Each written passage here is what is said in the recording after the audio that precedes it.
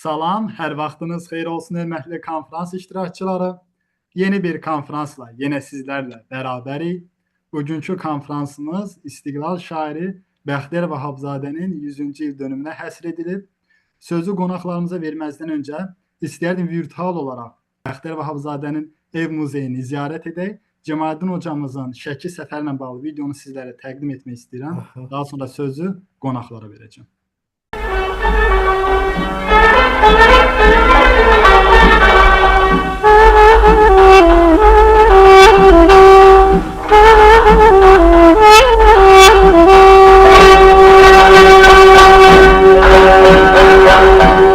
Uca dağlar qatar qatar, dörd dövrəni çəkir hasar. Nə gəzməli oylar, nə gəzməli oylar. Addım addım, qədəm qədəm, dağlarını çox gəzmişəm. Qulağından su içmişəm. Dayanır bir dağ təki, dağlar qoynunda şəki. Dayanır bir dağ təki, dağlar qoynunda şəki.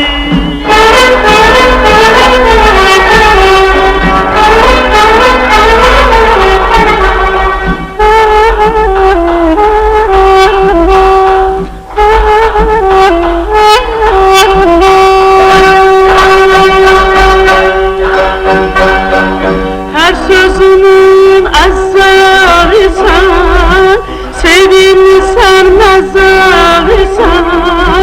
Gözəllərin gözəlisən, gözəllərin gözəlisən. İpəklərim eldə gəzir, adın sənin dildə gəzir. Hoş nəfəsdə eldə gəzir. Dayanır bir dağ təki, dağlar qoynunda şəki. Dayanır bir dağ təki, dağlar qoynunda şəki.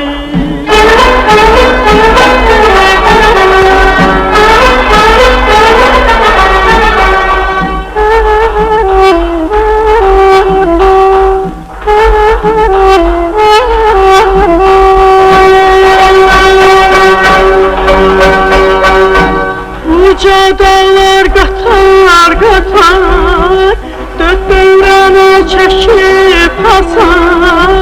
Nə gəzməli oylar, nə gəzməli oylar. Addım addım, qədəm qədəm, dağları çox gəzmişəm. Qulağından su içmişəm. Dayanır bir dağ təki, dağlar qoynunda şəki.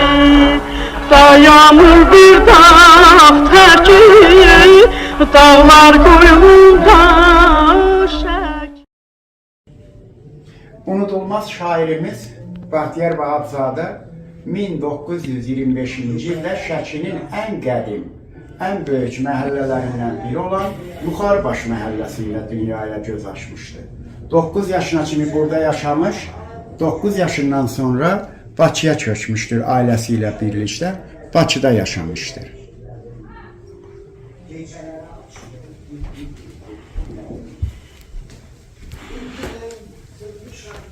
Burası Bəxtiyar Vahabzadənin uşaq otağı olub. Uşaq burada yatır, ailə orada yatır, yay otağı olur. Kendisi mi uşak? Kendisi. Kendi uşakları mı? Kendisi. Kendi çocukluğu. Kendi çocukluğu burada çəkib. İndi burası Bəxtiyar Vahabzadənin iş otağı. Uzun illər, 60 ildən artıq yazı masası olub. Bu da Bəxtiyar Vahabzadənin Bakıdakı evindəki şkafıdır. Bu içində Bəxtiyar Vahabzadə özünün yazdığı kitablardır. Ailə şəkilləridir. Anası Gülzar xanım, qızı Gülzar xanım, bacısı Firuzə xanım, müharibədən dönməmiş qardaşı İspəndiyar bəy, oğlu İspəndiyar, Azər xanımı Dilarə xanım. Bu gəmi də Türkiyədə olan Bəxtiyar Vahabzadə adına bir gəmidir.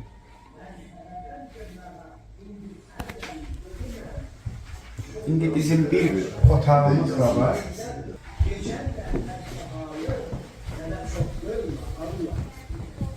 Mənə ən yaxın sirdaşımdır gecələr. Bura Bəxtiyar Vahabzadənin ictimai-siyasi fəaliyyətidir. Bəxtiyar Vahabzadə ədəbiyyatşünas alim olub, dramaturq olub, filosof, şair olub, türk dünyasının şairi olub. Burada Bəxtiyar Vahabzadənin Heydər Əliyevlə birlikdə olan şəkilləridir. Moskvada, Parisdə Topçubaşovun qəbir ziyarəti, Türkiyədə olan şəkilləridir. Bu da Cənubi Azərbaycandan gələn təbrik məktubudur. Bəxtiyar Vahabzadənin 70 illik yubileyi ilə əlaqədar. Burada türk dünyasında olan Bəxtiyar Vahabzadənin adları, ünvanları olan kolleclər, liseylər, parklar, abidələr, Konyada olan Bəxtiyar Vahabzadə parkı, türk dünyasında olan ünvanlarıdır Bəxtiyar Vahabzadə. Başqürüstan'a gittiğinde bile bahsi geçiyordu. Tanımayan mı var? Burada da Bəxtiyar Vahabzadənin millət vəkili olan sənətləridir. Bunlar orden medallarıdır. En çok sevdiği orden İstiqlal ordeni olub. Birinci dəfə Heydər Əliyev Bəxtiyar müəllimə verib. Bu Rumuniyanın komandor dərəcəli ləyaqət ordenidir. SSR Dövlət Mükafatı ordeni, Azərbaycan SSR Dövlət Mükafatı verilib Muğam poemasına görə.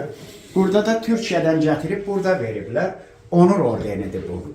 Milli birlik və bərabərlik.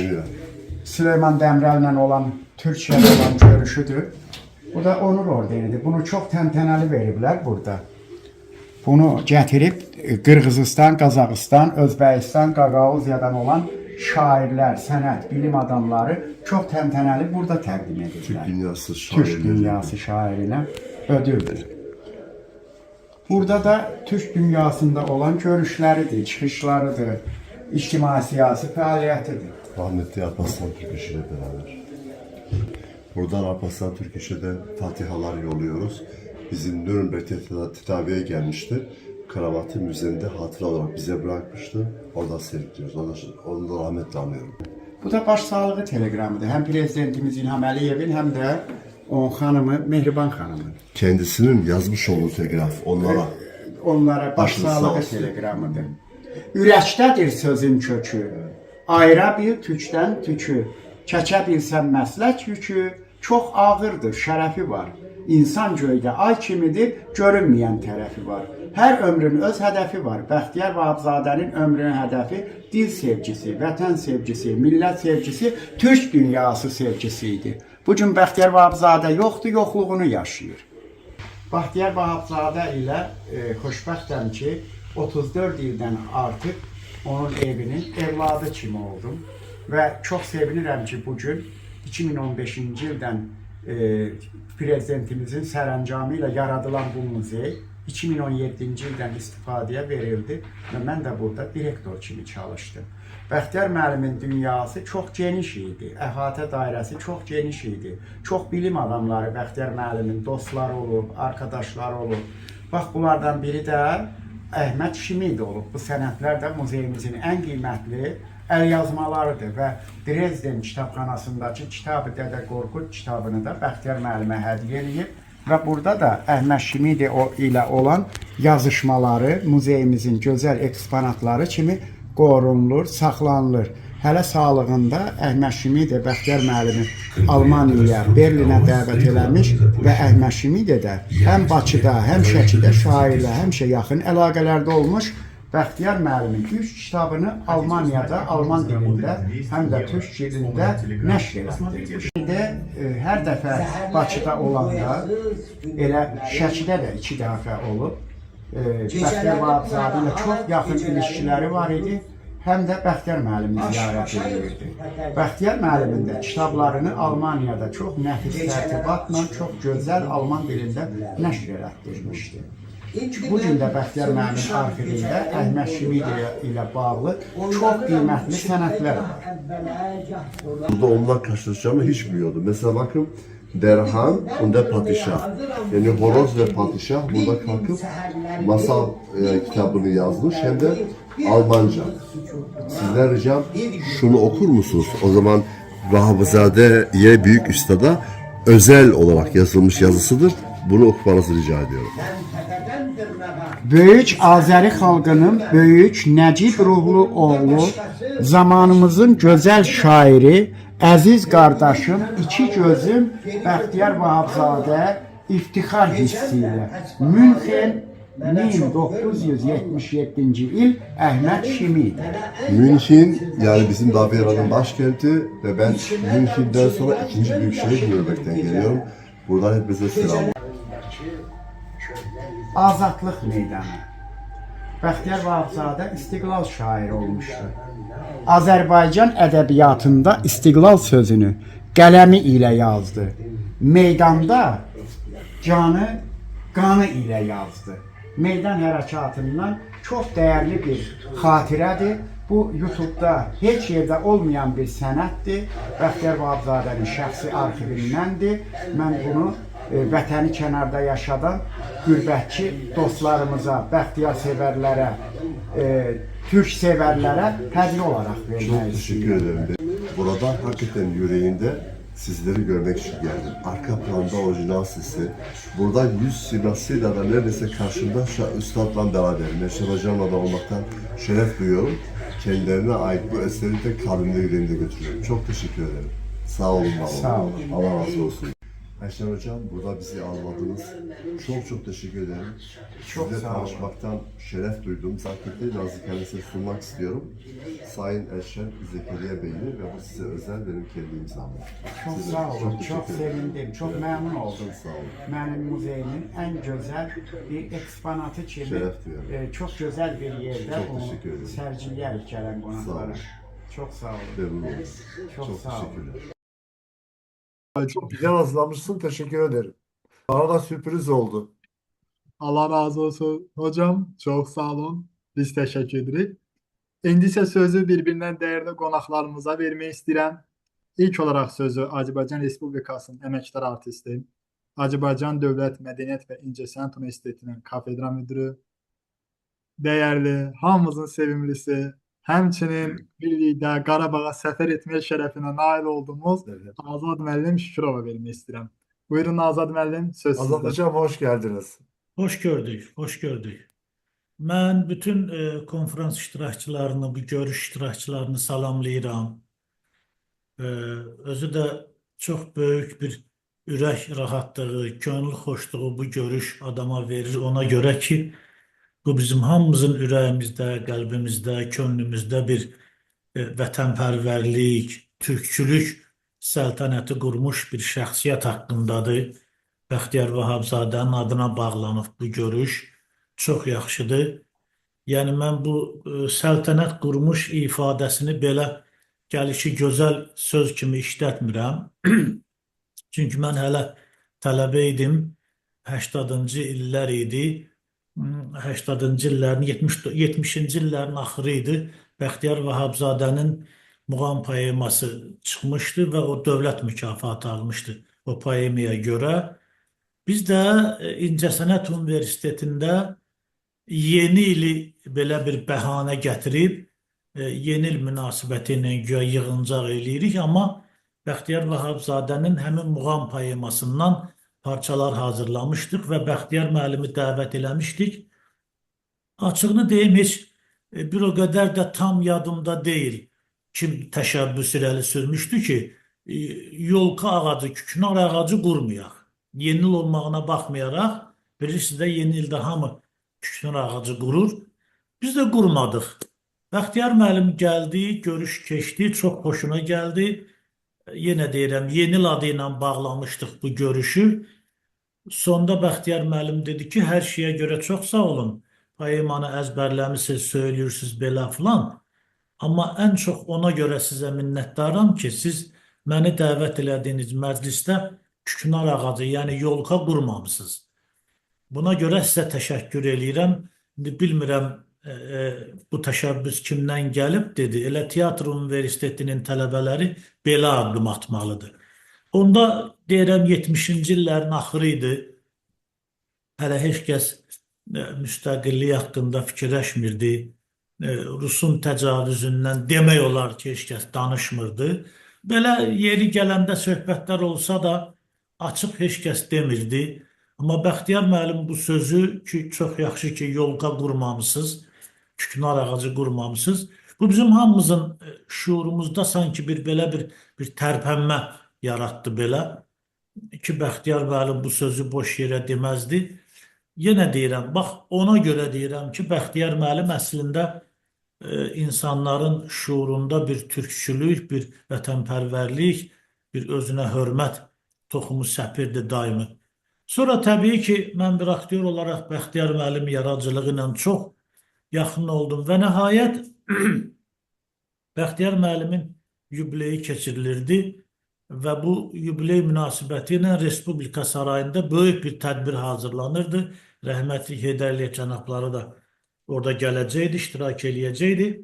Məni dəvət eləməmişdilər tədbirə və mən də bunu çox normal və sakit qəbul elədim. Çünki hər tədbirə məni dəvət eləyəsi deyirlər ki, görünür məsləhət olmayıb. Amma başqa yerlərdə Bəxtiyar müəllimin yubileyi keçirirdilər. Bu söhbəti niyə danışıram?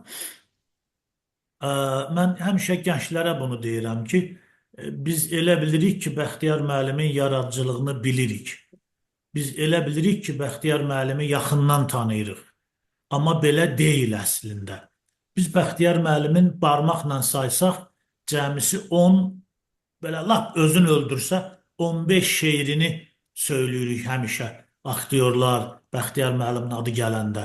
Amma onun elə gözəl şeirləri var ki, mən tələbələrə də deyirəm. Deyirəm, gedin, araşdırın.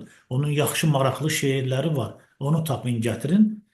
Nəysə, yubiley şənliyi keçirilirdi. İndiki Xətai rayonunda mən də dəvət olunmuşdum. Getdim və orada Bəxtiyar müəllimin baş şeirini söylədim. Tədbir qutardı. Orada bir giriş sözü də demişdim. Onu indi sizə deyəcəyəm. O giriş sözü Bəxtiyar müəllimin xüsusi xoşuna gəlmişdi. Təsəvvür eləyin, tədbir qutardı, mən daha o qonaqlığa getmədim, gəldim evə. Gecə saat olardı 10-11, Bəxtiyar müəllim zəng elədi bizə evə. Mən də telefonu götürdüm, onda bu mobil telefonlar yox idi. Var idi, çox az adam da var idi. Telefonu götürən kimi də dedim ki, Bəxtiyar müəllim, mən bilmirəm siz niyə zəng eləmişsiniz, amma mən həmişə bunu danışacağım, hər yerdə bunu danışacağım ki, Bəxtiyar müəllim bizim evimizə zəng eləmişdi. İndi də o sözü verdiyimə görə bu əhvalatı danışıram. Dedi ki, mən Nazir Polad Bülbüloğlu ilə də danışmışam. Onda Fatma xanım idi. Fatma Abdullazadə humanitar şöbədə rəhbəri eləyirdi. Onunla da danışmışam. Səni o Respublika Sarayındakı proqrama salmışıq. Sabah 11-in yarısında gəlmək gəlir. Mən də getdim və o tədbirdə də iştirak elədim. Və bu gün Bəxtiyar müəllim sonra o zəngdən sonra, o yubileydən sonra bizim aramızda qəribə bir münasibət yaranmışdı. Çox mehribançılıq yaranmışdı. Sonra Elazığ şəhərində Xəzər şeir axşamları keçirilir. Bəxtiyar Vahabzadəyə həsr olunmuş bir tədbirdə Bəxtiyar müəllim özü biraz nasaz idi, gedə bilməmişdi. Zəlimxan Yaqub o qrupda rəhbərlik eləyirdi. Və mənə zəng elədilər ki, Bəxtiyar müəllim deyib ki, mən istəyirəm Azad getsin orada mənim şeirlərimi söyləsin. Bax, beləcə çox qəribə bir isti münasibət var idi.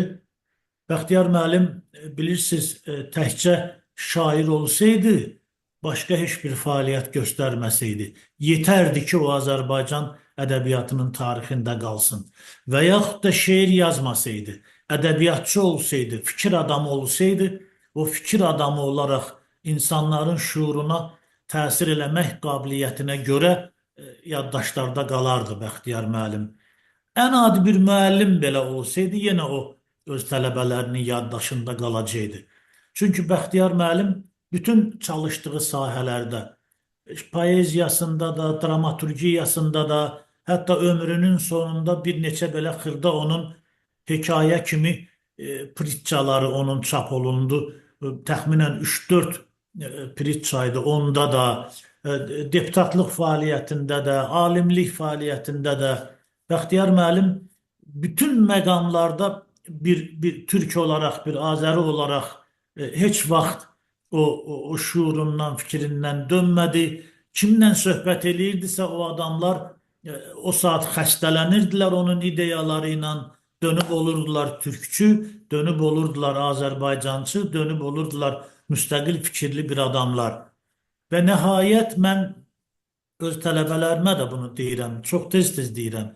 Bəxtiyar müəllimin yaradıcılığının təbliğ olunmağına böyük ehtiyac var.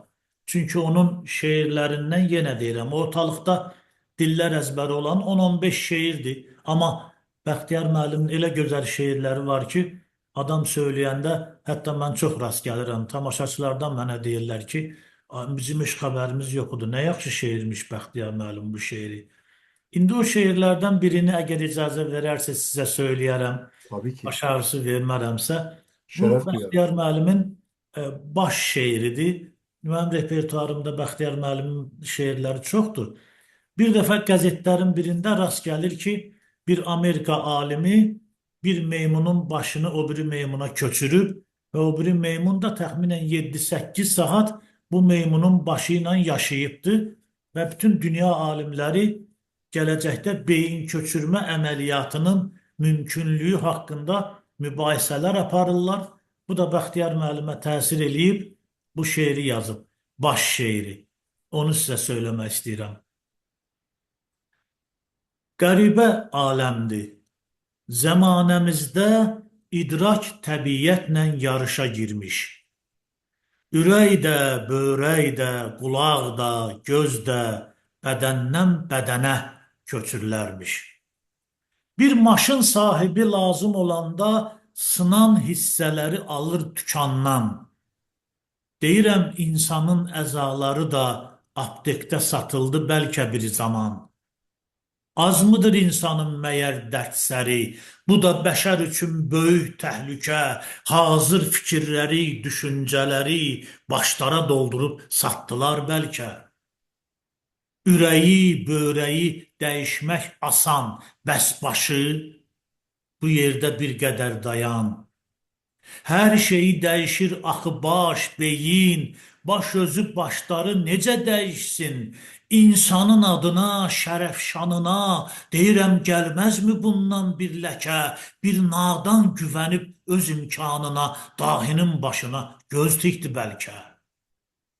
Həkim, təbiəti gəl hakim sayaq, hifz edək bir səsin min ahəngini, gücümüz çatsa da bəzən pozmayaq ana təbiətin öz ahəngini. Alimin beyninə qan sızdı birdən, cahil də qəzaya düşdü həmin gün. Cahilin başını öz bədənindən ayıraq alimi yaşatmaq üçün. Nə deyək? Kim öldü? Alim ya cahil? Kimin üçün yas tutsun qohum qardaşı?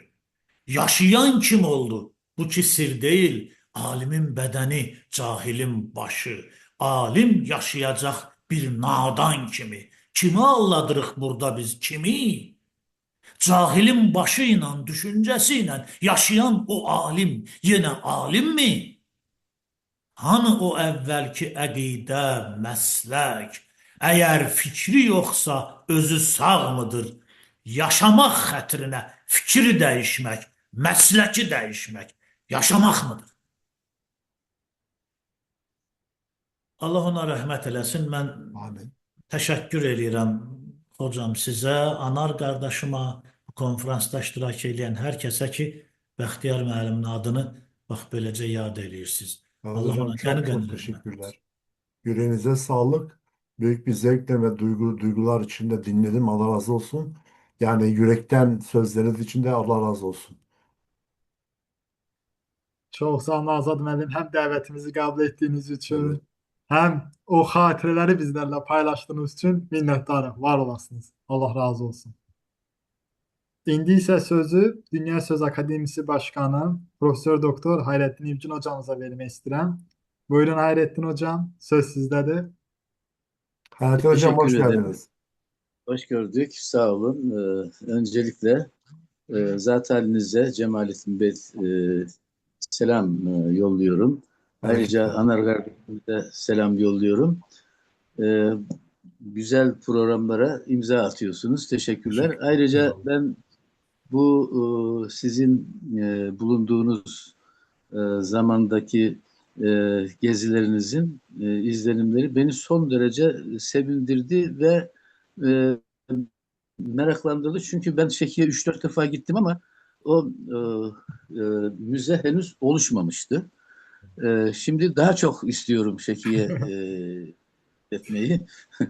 İnşallah nasip Muhteşem, olacak. Çok da güzel olmuş. muhteşem bir Evet, şehir, muhteşem. Her gittiğimde gerçekten mutlaka programa kattığım çok güzel bir şehir.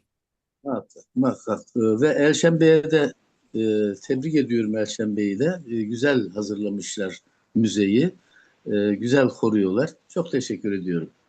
Ayrıca konferansa iştirak eden Azat Müellim Bey çok güzel konuştular. Selam ulaştırıyorum. Ayrıca Sevinç Hanım'a, Abid Can efendim kardeşime, e, Aydın e, Doçent Doktor Aydın Hanım'a ayrıca teşekkürlerim var. Efendim ben e, sanıyorum değil herhalde kesin tarihe de bakmadım konuşmaya başlarken 2003 yılında Şeki'ye gitmiştim. Yani 22 yıl önce gitmiştim ve 22 yıl önce de e, orada e, Bahtiyar Bey'le de görüşme şerefine nail olmuştum. Biraz rahatsızdı, hastaydı ama 2 yıl sonra gittiğimde kendisiyle görüştüğümde 2006'da da gittiğimde biraz böyle hastalığı da sanki ilerlemiş idi. Sohbet ettik. Benim birinci gelişimi de kendisiyle tanışıklık yaptığımı da hatırladığı tekrar geldiğime de ziyaret ettiğime de sevindiğini söylemişti. Tabii aramızdaki sohbet de şiirden oldu. Ben de edebiyatçı ve halk bilimci olduğum için edebiyat sohbeti yaptık birazcık. Hatta ben onun o şiirlerinden bir tane aşk şiiri vardır onun. Bir salama değmedi diye. O şiiri okudum kendisine. Okuduktan sonra bu şiir ne yaşlı bir şiirmiş. Bunun yazarı kimdir dedi bana. Ben de sizin dedim bu şiir. Ay ne güzel okudun dedi filan. Böyle bir hatıramız oldu. Yeşillikler içerisinde, bahçesinde oturmuştuk. Allah rahmet eylesin.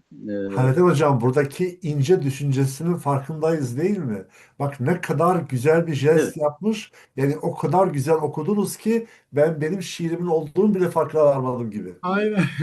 Çok Aynen. belki güzel. doğru İşte bu söylediniz. büyük incelik. Doğru. Evet. Ve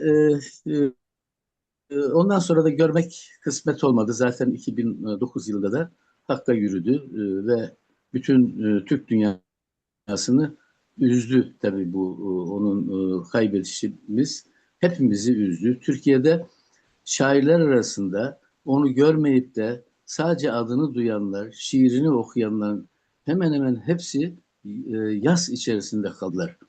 Çünkü Bahtiyar Vahapzade sadece o bölgenin şairi değil, bütün Türk dünyasının şairiydi. Ve seviliyordu da, çok çok seviliyordu. Ben inanın 1970'li yıllarda falandı. E, Onun bir Türkiye seferini bir dergide okumuştum. Bir vapurla Türkiye'ye ilk defa gelişi anlatılıyor Cemalettin Bey.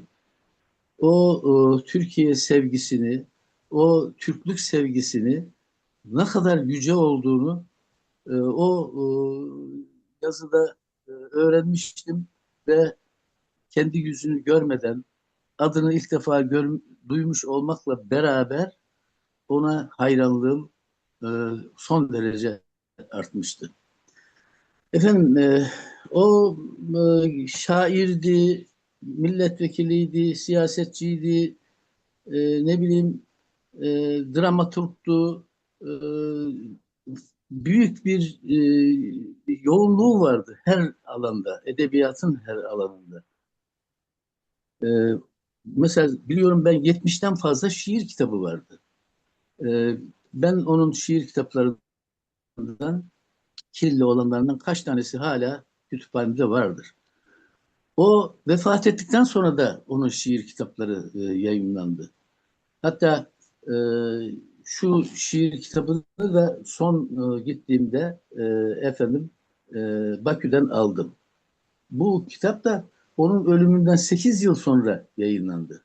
Yani bir şair düşünün ki ölümünden sonra da şiirleri yayınlanıyor ve merakla okunuyor. E, Bu büyük bir e, yüceliğini gösteriyor o şairin. Onun tabii sadece e, Kürtçe ve Türk lehçelerinde şiirleri yayınlanmış değil.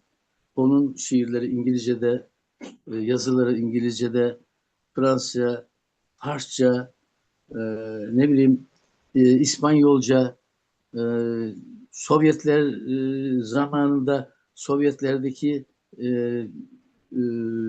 mensup olan o gruba, Sovyetlere mensup olan bütün ülkelerin dillerinde yayınlandı.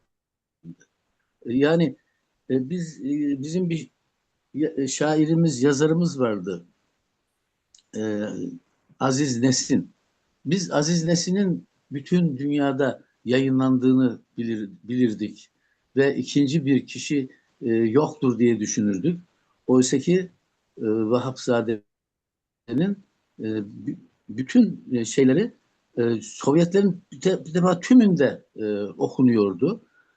Sovyetlerden sonra da bütün dünyada okunmaya başladı.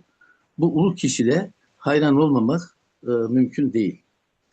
Benim onunla ilgili e, bir çok şiirini seviyorum da, bütün şiirlerini seviyorum da bir tek şiiri vardır ki belki adı bile çokları tarafından bilinmez. Benim Anam diye bir şiiri var. Kısa bir şiir. Ama beni böyle can evimden vuran bir şiirdir. Küçük bir şiirdir. Onu sizlere arz etmeye çalışacağım. Diyor ki bu şiirinde, Benim Anam başlıklı şiirinde, savatsızdır. Adını da yazabilmir. Benim anam. Ancak mene say öğredip, ay öğredip, il öğredip, en vacibi dil öğredip, benim anam. Bu dil ile tanışmışam. Hem sevinci hem de gemi. Bu dil ile yaratmışam her şehrimi, her namemi. Yok, men heçem, men yalanam.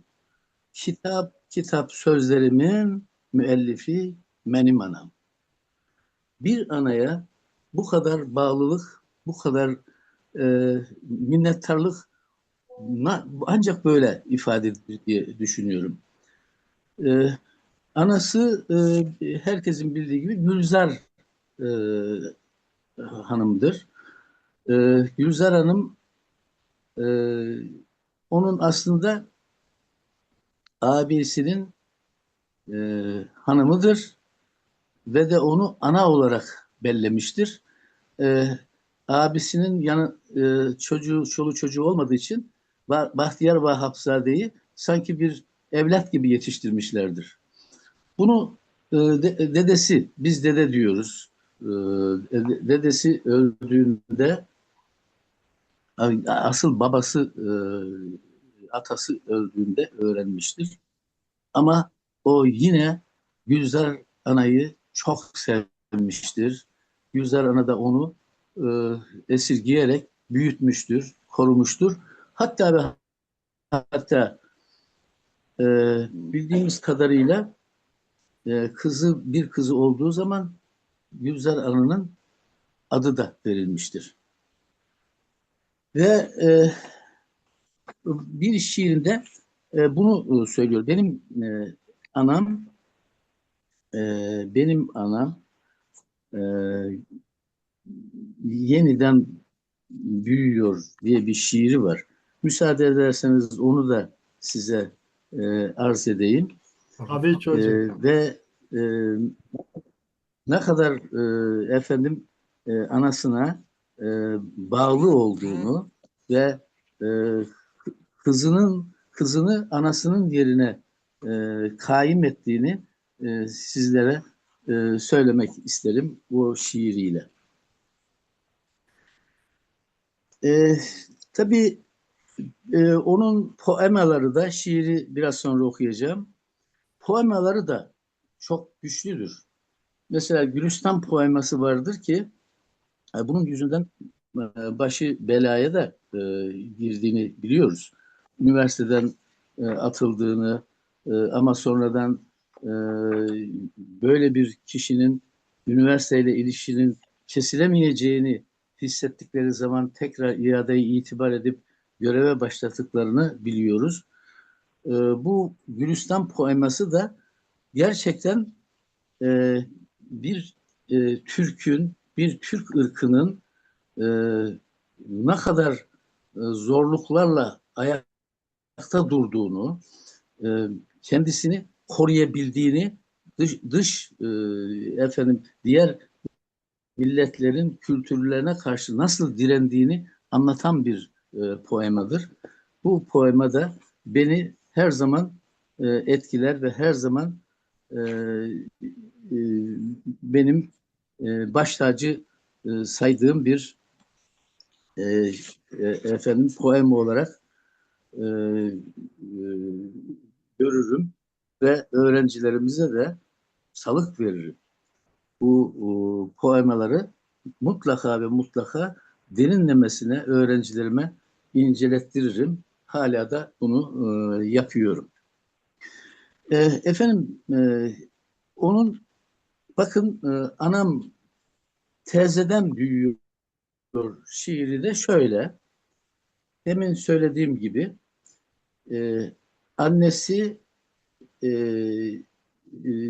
yani annesi saydığı, bildiği Gülzar Hanım'ın adını kendi kızına vermiştir. Ama Gülzar Hanım da Gülzar Hanım'ın ısrarıyla vermiştir. Bunun adı da Gülzar olacak diye. Bakın şiir ne diyor? Anam öz adını kızıma verdi. Anam nevesini çok isteyirdi. Körpe nevesini koyup yerinde anam arxayınca dünyadan geldi. Kızımın gıygacı nezerlerinde anamı görürem, anamı indi. Nenesine okşayır eynen. Büyüyor, ucalır il ve il kızım. Tezeden büyüyor anam tezeden. Anamın özüdür ele bil kızım. Hayat öz garibe sirlerinden.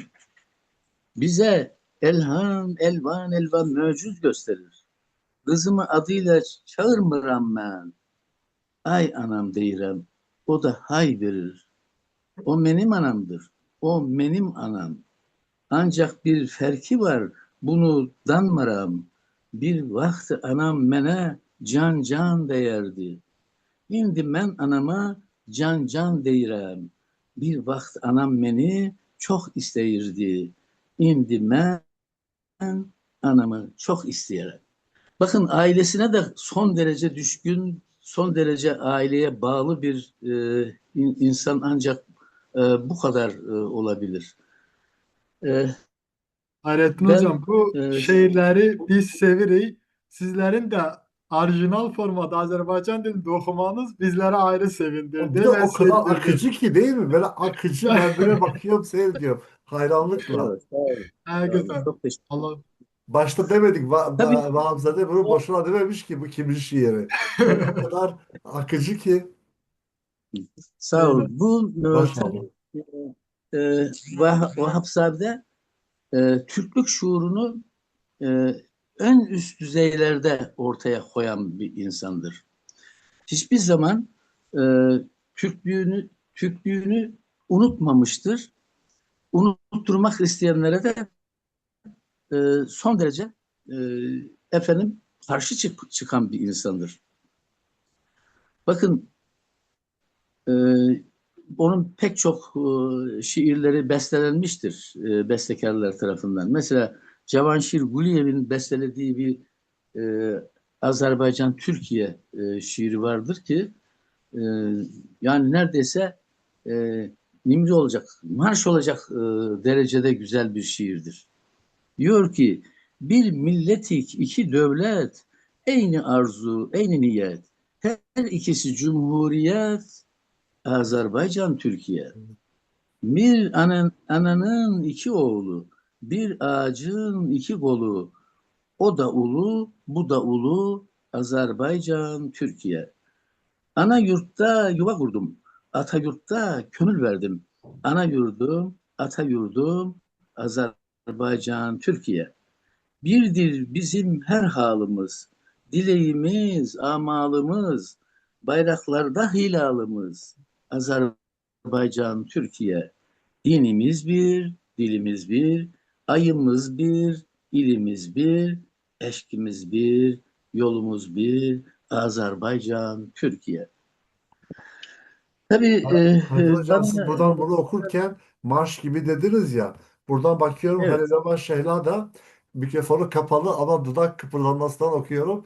Hep sizinle beraber tekrar ediyorlardı sonuna kadar. Aynen. Gördüm. evet. Yani bayağı bir Aynen. tanınmış çünkü. Allah Sağ olsunlar. Teşekkür ediyoruz. sağ olun. Ben Hayrettin. son bir onun Men Türkem şiirini ki hani demin söyledim.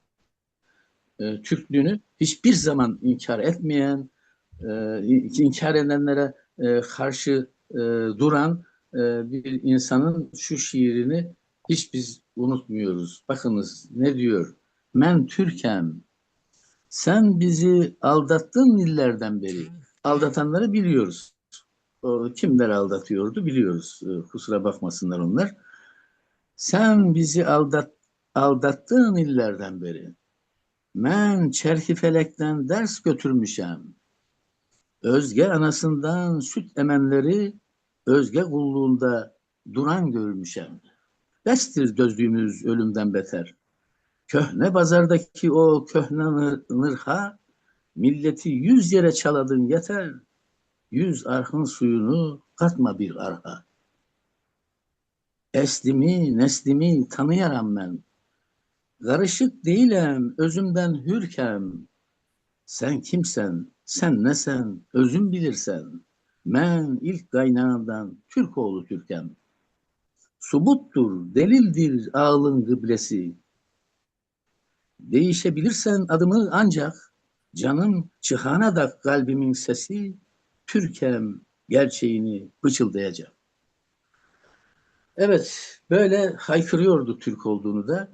Bütün gençlere Türk olduklarını ve Türk olduklarını haykırmalarını isteyen bir şiirdir bu. E, Bu öyle de bir öncü olmuştur. Türklük açısından da öncü olmuştur. Ben Var fazla olasın. vaktinizi almayayım. Estağfurullah. Bahtiyar ve Hapsa efendim aylarca, yıllarca konuşacak derecede bir ulu kişilik, ulu bir çınar olduğunu ifade etmek istiyorum. Beni dinlediğiniz için hepinize teşekkür ediyorum. Katılanlara da teşekkür ediyorum. İştirak edip de bizleri dinleyenlere de teşekkür ediyorum. Sağ olun. Çok teşekkürler Haydar Hocam. Valla bizi mest ettiniz şiirlerle de olsa kendi anlatımızla da bir de bizzat deneyimlerimizle.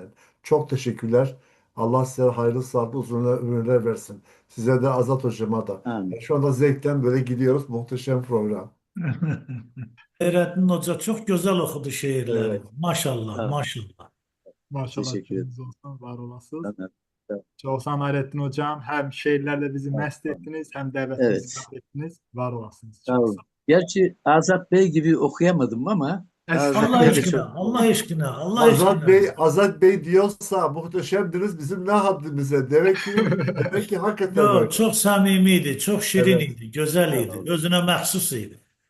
Çok teşekkür Saygı. ederim. Var olasınız. Azad Bey.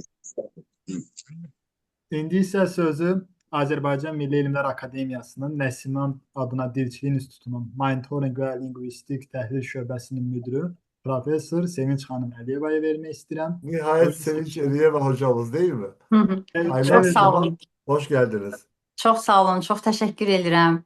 Anar bəy, mən ilk növbədə sizə təşəkkürümü bildirirəm ki, mənə belə bir dəvət göndərmisiniz və bu çox maraqlı, mənim üçün tarixdə qalacaq və mənim üçün yaddaşımda özünə məxsus yer olacaq belə bir toplantıya mən də qatıldım.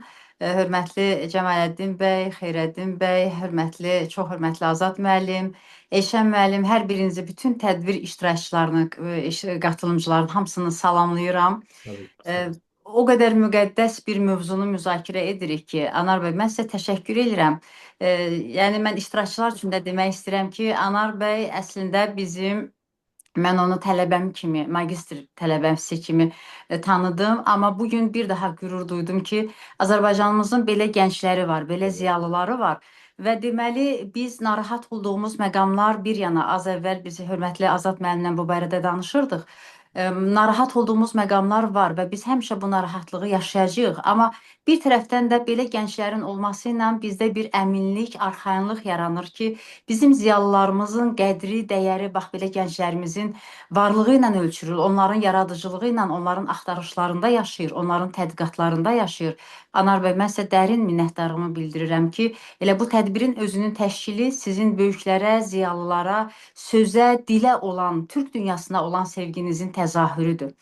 Bəxtiyar Vahabzadə yaradıcılığı deyəndə, Bəxtiyar Vahabzadə deyəndə ümumiyyətlə gözlərim önündə başdan ayağa, təpədən dırnağa Azərbaycana, Türk dünyasına bağlı olan bir ziyalı obrazı yaranır.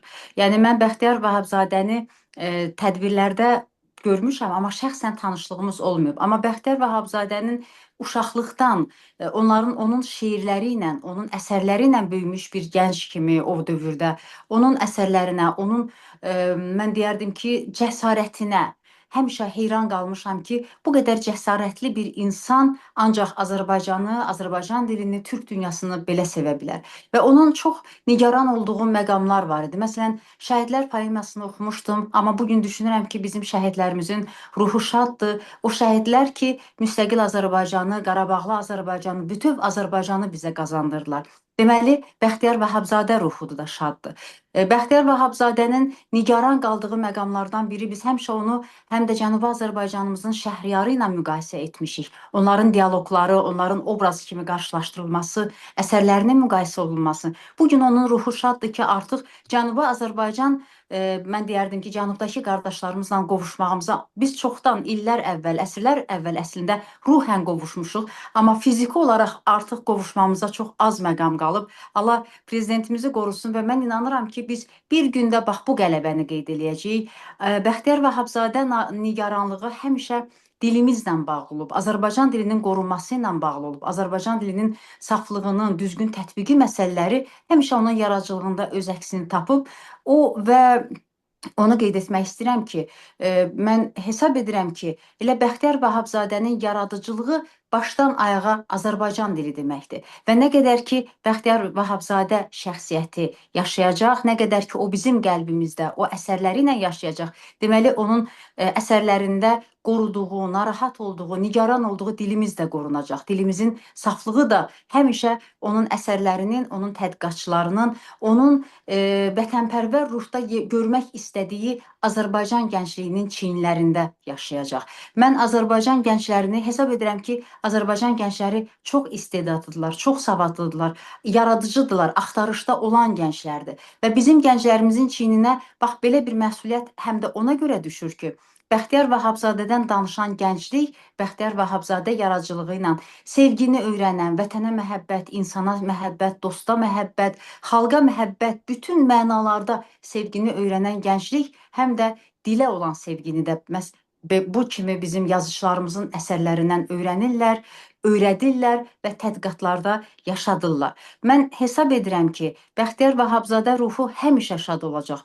Çünki Azərbaycanımızı, Azərbaycan dilini, Azərbaycançılığı qoruyacaq gənclər həmişə olacaq və bugün vətənpərvər gənclik biz bir məqamda gördük ki, cəmi 44 gün ərzində bizim vətənpərvər gəncliyimiz şəhadətə ucaldı. Həm Azərbaycanımızı, həm Azərbaycan dilini qorudular. O Azərbaycan dilini ki, sevgi, ünsiyyət, poeziya dili olan Azərbaycan dili çox az bir müddətdə hərbin dilinə çevrildi, zəfərin dilinə çevrildi. Ona görə də biz Ulu öndərimizin təbiri ilə desək, bu dildə həmişə vüqarla, fəxrlə danışacağıq və deyəcəyik ki, Ulu Bəxtiyar Vahabzadə ruhu, həmişə şad ol ki, səni yaşadan gənclik var, səni yaşadacaq Azərbaycan gəncliyi var, Türk gəncliyi var və sizin yaradıcılığınız, sizin yaradıcılığınızın o ideyaları həmişə yaşar olacaq, Azərbaycanımızı yaşadacaq. Diqqətinizə görə təşəkkür edirəm, hörmətli tədbir iştirakçıları və bir daha təşəkkür edirəm ki, bugünkü tədbirimiz də Azərbaycanın böyük bir parçası olan, başdan ayağa, təpədən dırnağa Azərbaycan olan Bəxtiyar Vahabzadə yaradıcılığına həsr olunub. Diqqətinizə görə təşəkkür edirəm. Genç hocam biz teşekkür ederiz. Allah razı olsun. İnşallah Çok sağ bundan olun. sonra daha birçok programlarda da her zaman görüşmek üzere. Çok İnşallah. güzel tarif ettiniz. Şeref duydum. Tanıştığıma da Teşekkür memnun ederim. oldum. Diğer hepsini Ben de. tanıyordum. Sizinle de memnun oldum. Çox sağ olun, təşəkkür Eyvallah. edirəm. Sağ olun. Çox sağ olun Sevinç xanım, həm xoş fikirləriniz üçün, həm diqqətiniz, dəstəyiniz üçün minnətdarıq. Var olasınız. Allah Var razı olun. olsun. Təşəkkür edirəm. Buyurun. İndi isə sözü Termiz Dövlət Universitetinin prorektoru, doçent doktor Obidjon Şofiyov hocamıza vermək istəyirəm. Buyurun hocam, söz sizdə. Hoş geldiniz. Teşekkür ederim. İcazatinizle ben Özbek diline maruz etsem anormalim. Ona da Türk dilinde çevirme etsem. Bəli. Baxtiyor Vahabzoda Azərbaycan ədəbiyyatının 20-ci əsrdə icad qilgan eng yirik və ta'sirli shoirlardan biri. U 1925 yil 16 avgustda Sheki shahrida tug'ilgan ijodkor butun umri davomida turkiy xalqlarning ma'naviy birlik, milliy ozodlik, til va yurt muqaddasligi g'oyalarini badiiy shaklda ifoda etdi. Boku davlat universitetining filologiya fakultetini tamomlab, adabiyotshunoslik sohasida nomzodlik va doktorlik darajalarini himoya qildi. U 40 yil davomida ushbu universitetda zamonaviy Azərbaycan adabiyoti va adabiyot tarixi bo'yicha dars berib, Azərbaycan filologiyasining ilmiy maktabini shakllantirishda muhim hissa qo'shdi. Bəxtiyar Vahabzadə 20-ci əsrdə yaradan ən böyük və təsirli Azərbaycan şairlərindən biridir. 1925-ci il 16 avqustda Şəki şəhərində anadan olan sənətkar ömrü boyu türk dilli xalqların mənəvi birliyi, milli azadlıq, dil və vətən müqəddəsliyi ideyalarını bədii şəkildə ifadə etmişdir. Bakı Dövlət Universitetinin Filologiya fakültəsini bitirmiş, ədəbiyyatşünaslıq sahəsində namizədlik və doktorluq dissertasiyalarını müdafiə etmişdir. O, 40 il ərzində bu universitetdə müasir Azərbaycan ədəbiyyatı və ədəbiyyat tarixi üzrə dərs demiş, Azərbaycan filologiyasının elmi məktəbini formalaşdıran alimlər nəsli yetişdirmişdir. Vahabzoda faqat shoir emas, balki iste'dodli olim, parlament deputati, jamiyat arbobi sifatida ham tanilgan. Uning asarlari turkiy dunyodagi ma'naviy uyg'onish, istiqlol ruhi va millatparvarlik g'oyalarining badiiy ifodasi sifatida yuksak baholanadi. Shoirning nomdor she'rlari va dramatik asarlari dunyo mamlakatlaridagi ko'plab tillarga tarjima qilingan. O'zbekistonda esa uning Mening yo'lim to'plami 1981-yilda shoir Jumaniyod Jabborov tarjimasida chop etilgan bo'lib, bu kitob o'zbek o'quvchilarining qalbidan munosib o'rin egallagan. Vahabzadə yalnız şair deyil, həm də istedadlı alim, parlament deputatı və ictimai xadim kimi tanınmışdır. Onun əsərləri türk dilli dünyada mənəvi oyanışın, istiqlal ruhunun və millətsevərliyin bədii ifadəsi kimi yüksək qiymətləndirilir. Şairin məşhur şeirləri və dram əsərləri dünyanın müxtəlif dillərinə tərcümə olunmuşdur. Özbəkistanda isə onun Mənim Yolum adlı kitabı 1981-ci ildə Cumaniyoz Cabbarovun tərcüməsində çap olunaraq özbək oxucuların qəlbində xüsusi yer tutmuşdur. Vahabzoda ijodidagi yetakchi g'oyalardan biri millat, til va istiqlol mavzusi. Uning Dil, Vatan, Ona Baku she'r ilk ikki orsunda ashorlarda yurt tuyg'usi, milliy g'urur, mustaqil fikr tuyg'ulari asosiy poetik ustunga aylangan. O'zbek adabiyotida bu ruh Abdulla Oripov, Erkin Vohidov, Usmon Azim kabi shoirlar she'riyat bilan mushtaraklik hosil qiladi. Abdulla Oripovning Ona til, O'zbekiston she'rlari, Erkin Vohidovning Til va el asarlari Vahobzoda bilan bir ma'naviy maydonga mansub. Til millatning qiyofasi, mustaqillik esa uning ruhiy poydevoridir. Vahabzadə yaradıcılığının əsas ideyaları millət, dil və istiqlal mövzusudur. Onun dil, vətən, iki arşındakı məsələlərində yurt sevgisi, milli qürur və müstəqil düşüncə şairinin poeziyasının əsas dayağına çevrilir. Özbək ədəbiyyatında da bu ruh Abdullah Oripov, Erkin Vohidov, Osman Azim kimi şairlərin yaradıcılığı ilə ortaqdır. Məsələn, Abdullah Oripovun Ana dil, Özbəkistan şeirləri, Erkin Vohidovun Dil və Elk məsələləri Vahabzadənin məfkurəsi ilə eyni mənəvi meydanın nümunələridir.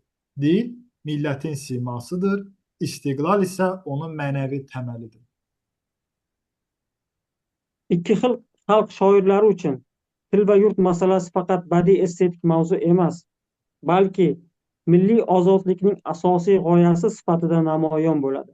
Shu ma'noda Vahobzoda va o'zbek shoirlari orasida ma'naviy yaqinlik mustahkam.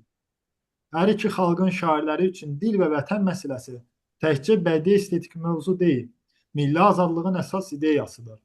Bu baxımdan Vahabzadə ilə özbək şairləri arasında dərin mənəvi yaxınlıq mövcuddur.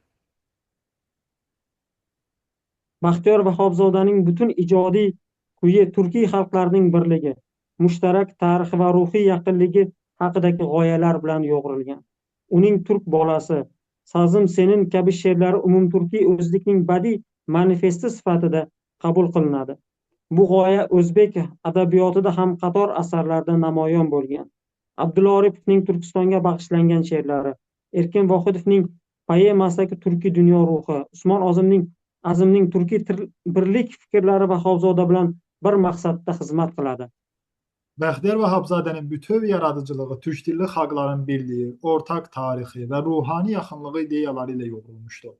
Onun Türk balası, Sazım Sənin kimi şeirləri ümumtürk kimliyinin bədii manifesti kimi qəbul edilir. Bu ideya özbək ədəbiyyatında da geniş yer almışdır. Abdullah Oripovun Türkistana həsr etdiyi şeirlər, Erkin Vohidovun Yalla poemasındakı Türk dünyası ruhu, Usmon Azimin Türk birlik fikirləri Vahabzadə ilə eyni məqsədə xidmət edir. Vahobzodaning turkiylik g'oyasi siyosiy ideologik chekkadan ko'ra kengroq. U ruhiy birlik, madaniy mushtaraklik, ma'naviy uyg'unlikni nazarda tutadi. Bu jihati bilan uning asarlari o'zbek adabiyoti uchun ham tabiiy, ideyaviy manba bo'lib xizmat qiladi. Vahabzadənin türklük ideyası siyasi ideoloji çərçivədən daha genişdir. O, mənəvi birlik, mədəni ortaq köklər və ruhani yaxınlığı nəzərdə tutur. Bu baxımdan onun əsərləri özbək ədəbiyyatı üçün də təbii ideya mənbəyidir. Shoirning falsafiy lirikasi uning ijodining eng baland qirralaridan biri. Dunyoning gapi, do'zax va jannat, kimdir mening dushmanim kabi she'rlarda insonning ichki dunyosi, ruhiy poklanish, vijdonda aql o'rtasidagi ziddiyatlar teran yoritilgan. Vahobzoda insonning o'z-o'ziga tanqidiy nazar tashlashi, ichki dushman, nafs va kibrdan xalos bo'lish zarurligini ta'kidlaydi. Uning fikricha insonning eng xatarli dushmani uning o'zini ko'ra bilmasligidir. Şairin fəlsəfi lirikasının ən yüksək qatlarından biri insanın daxili aləmini, mənəvi saflaşmanı, vicdan və ağıl arasındakı ziddiyyətləri dərin şəkildə işıqlandırmasıdır. Dünyanın sözü, cəhənnəm və cənnət, kimdir mənim düşmənim kimi şeirlərində insanın özünə tənqidi baxışı, nəfis və təkəbbürdən xilas olma zərurəti vurğulanır. Onun fikrincə insanın ən təhlükəli düşməni özünü görə bilməməsidir. Bu g'oya o'zbek poeziyasida Rauf Parfi, Erkin Vohidov, Abdulla Oripov ijodidagi ruhiy ma'naviy kashfiyotlar bilan juda yaqin. Masalan, Rauf Parfining Men timsoliga bag'ishlangan she'rlari Vahobzodadagi insonning ichki olamga sukunish bilan ayni tarzda uyg'un. Bu ideya özbek poeziyasından Rauf Parfi, Erkin Vohidov və Abdulla Oripov yaradıcılığındakı mənəvi ruhi axtarışlarla çox yaxınlıq təşkil edir. Məsələn, Rauf Parfinin mən obrazına həsr etdiyi şeirlər Vahabzadədə insanın daxili aləminə enişlə eyni istiqamətdə səsləşir. Vahobzodaning ijtimoiy faoliyat va ba'zi poemalari o'z vaqtida katta jasorat namunasi sifatida tanilgan. Xususan, uning Lenin poemasi Sovet davr mafkurasiga qarshi ochiq badiiy fikr bildirilgan asar sifatida ma'lum. Unda milliy adolat, mustamlakachilikka nisbatan norozilik, millatning haq-huquqini himoya qilish g'oyalari ifoda etilgan. Vahabzadənin ictimai fəaliyyəti və bəzi poemaları öz dövründə böyük cəsarət nümunəsi kimi tanınmışdır. Xüsusilə onun Lenin poeması Sovet ideologiyasına qarşı açıq şəkildə bədii fikir bildirən əsər kimi məşhurdur. Bu əsərdə milli ədalət, müstəmləkəçiliyə qarşı narazılıq və millətin haqqını müdafiə etmə ideyaları əks olunmuşdur. O'zbek adabiyotida bu ruh Pirimqul Qodirovning tarixiy romanlarida, Shukrullo va Erkin A'zamning ijtimoiy mavzularida, Abdulla Oripovning Jabrlangan haqiqat asarlarida yangragan. Vahobzoda kabi o'zbek yozuvchilar ham mustaqil fikr va inson sha'nini himoya qilish g'oyalarini badiiy shaklda olg'a surgan. Bu ruh Özbek ədəbiyyatında Pirimqul Qodirovun tarixi romanlarında, Şükrulla'nın və Erkin A'zamın ictimai mövzularında, Abdulla Oripovun zərər çəkmiş həqiqət əsərində səslənmişdir. Vahabzadə kimi Özbek yazıçılar da müstəqil fikri və insan şərəfini qoruma ideyasını bədii şəkildə irəli sürmüşlər. Baxtiyor Vahobzoda o'zbek adabiyot va ziyolilariga katta hurmat bilan munosabatda bo'lgan. Uning Abdulla Oripov va Erkin Vohidov bilan samimiy ijodiy muloqotlari, O'zbekistonga qilgan tashriflari turkiy adabiy birlikning amaldagi namunalardandir. O'zbek tarjimonlari uning asarlarini badiiy ma'naviy ruhini saqlagan holda xalqqa yetkazishda katta mehnat qilganlar. Bəxtiyar Vahabzadə Özbek ədəbiyyatına və ziyalılarına böyük hörmət bəsləmişdir. Onun Abdulla Oripov və Erkin Vohidovla səmimi yaradıcılıq münasibətləri, Özbəkistanın səfərləri Türkiyə ədəbi birliyin canlı nümunələrindəndir. Özbək tərcüməçiləri onun əsərlərinin bədii və mənəvi ruhunu qoruyaraq xalqa çatdırmaqda böyük iş görmüşlər. O'zbek adabiyotida Vahobzoda asarlarining ilmiy o'rganilishi, uning turkiy adabiyotdagi o'rnini belgilash ishlari davom etmoqda. Özbek ədəbiyyatında Vahabzadə əsərlərinin elmi şəkildə araşdırılması və onun türk dilli ədəbiyyatda yerinin müəyyənləşdirilməsi istiqamətində işlər davam etdirilir. Deyərdim ki, Obidjon hocamız, sizin bu təqdimatınız da bunun ən bariz nümunəsidir. Baxtiyor Vahobzoda turkiy dunyo adabiyotini birlashtiruvchi ma'naviy ustunlardan biri. Uning poeziyasida milliy o'zlik, istiqlol va yurt g'oyasi, turkiy birlik, inson ruhiyati, ichki tarbiya va vijdon kabi mavzular o'zining yuqori badiiy darajasi bilan ifoda etilgan. Bu jihatlari uni o'zbek adabiyotiga yaqinlashtiradi, hatto ilhomlantiruvchi ma'naviy manbaga aylantiradi. Bəxtiyar Vahabzadə türk dilli dünya ədəbiyyatını birləşdirən mənəvi sütunlardan biridir. Onun poeziyasında milli özlük, istiqlal və vətən ideyası, türkü birlik, insan ruhiyyəti, mənəvi tərbiyə və vicdan kimi mövzular yüksək bədii səviyyədə ifadə olunmuşdur.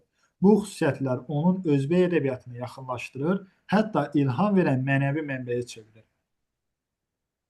Shu bois Baxtiyor Vahobzoda ijodi o'zbek adabiyoti va adabiyotshunosligida alohida o'rin tutadigan, turkiy adabiy birlikni mustahkamlagan yirik adabiy ma'naviy meros hisoblanadi.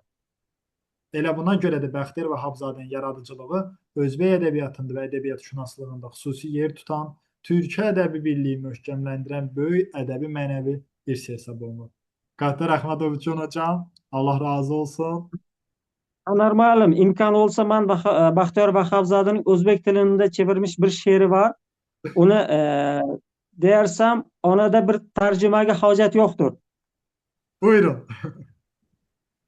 Tark etdi birma-bir do'stlar, tanishlar, baxtsizlik yurakka sanchilgan tikan. Udir yolg'izlikning egiz qardoshi, yolg'izlik tog'da yuk bellarni bukkan, dunyoning eng ulkan, eng og'ir toshi. Yolg'on ming bo'yoqli, haqchi bo'yoqsiz, yolg'on qip-qizildir, haqiqat oqdir. Yolg'on shir yalang'och, yolg'on hayosiz, haqiqat har zamon sal tortinchoqdir. Sizda Baxtiyor Vahabzodaning çok she'rlari o'zbek tiliga çevirmiş, o'zbek o'quvchilarida çok iyidir. Ben Baxtiyor Vahabzodaning her she'rini o'qisam benim yüreğimde titriyor. Çok güzel selamlar Özbekistan'da. Aleykümselam. Aleykümselam. Abici hocam çok teşekkürler.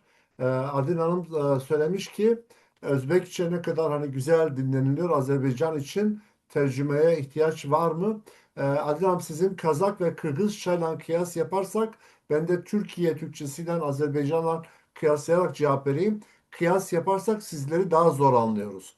Türkmenistan'la Evet. mesela Özbekistan'da Harezm'de konuşulan Aynen. Özbekçe bize çok yakın. Evet. Anlayabiliyordum. Ama yoksa genel Tarazımda Özbekçe Oğuz lahcası var. Tarazımda Oğuz lahcası, Oğuz lahcası. evet, Azerbaycan'da Oğuz lahcası. evet. Evet. Dolayısıyla ama sizin Özbekistan'da dediğim gibi Harezm bile bize biraz daha yakındı dil olarak. Biraz Kazakça, Evet. Kırgızca'da zorlanıyorduk ama Özbekçe biraz yavaş akıcı olduğu zaman hiç problem olmadan eski Türkçeyi bilen, bizim Osmanlıcayı da bilen çok daha iyi anlayabiliyor. Evet, Aynen. evet, evet. Çok güzeldi. Çok. Çok sağ olun Obidjon hocam. Allah razı olsun. Var olasınız. Sağ olun. İştirakınız için teşekkür ederim. Bu arada Şey, Filmimize de selamlar. indi isə sözü Bəxtiyar Vahabzadənin Ev Muzeyinin direktoru, değerli Elşən müəllim Zəkəriyə Bəyliyə söz vermək istəyirəm. Buyurun Elşən müəllim, söz sizdədir. Anar Bey çok sağ olun, minnettarım. Hakikaten çok sevindim bugünkü bu görüşümüze. İştirakçıların her birine minnettarım. Her birine minnettarım. Bu yurt gece vakti de güzeldi. Bak ne güzel, güzellikleri görünür. Sanki bir Bahçesaray'dı burası. Bəli, bəli. Həqiqətən elədir Elşən müəllim. Evet. Siz də daha da gözəlləşdirirsiniz oraları. Buradaki Siz de bu söz de gelenlerin çok hoşuna gelir. Qədrini bil, akıp geçen günlerin, hayat şirin, ömür şirin, gün şirin. Bu dünyanı düşün derin, duy derin, eşk oduna yana yana yaşayak, duya duya, qana qana yaşayak. Bəli, biz bu konferansla Anar Bey, həqiqətən bu dünyanın en şirin, en güzel anlarını yaşadık. Çok sağ olun, ben həqiqətən size çok değer verirəm. Bu görüş benim için çok güzel görüşüydü. Bak, bayraqlarımız da gəlib çıxıb. Bu bayrağı bir adresi de var, orada ünvanı. Bir Türk müəllimimiz hədiyyə eləyib. Bu bayrağı da bir doktorantımız hədiyyə eləyib. Bu günlərdə sentyabrın 30'unda Şəkidə Bəxtiyar Vahabzadənin dostları güzel bir konferans oldu. Bak, bunu da bir Bəxtiyar dünyasına yakın bir şair, yazıcı, Türkiye'den gelen qonağımız getirdi. Ertan Yülek. Bak, güzel bir kitaptı.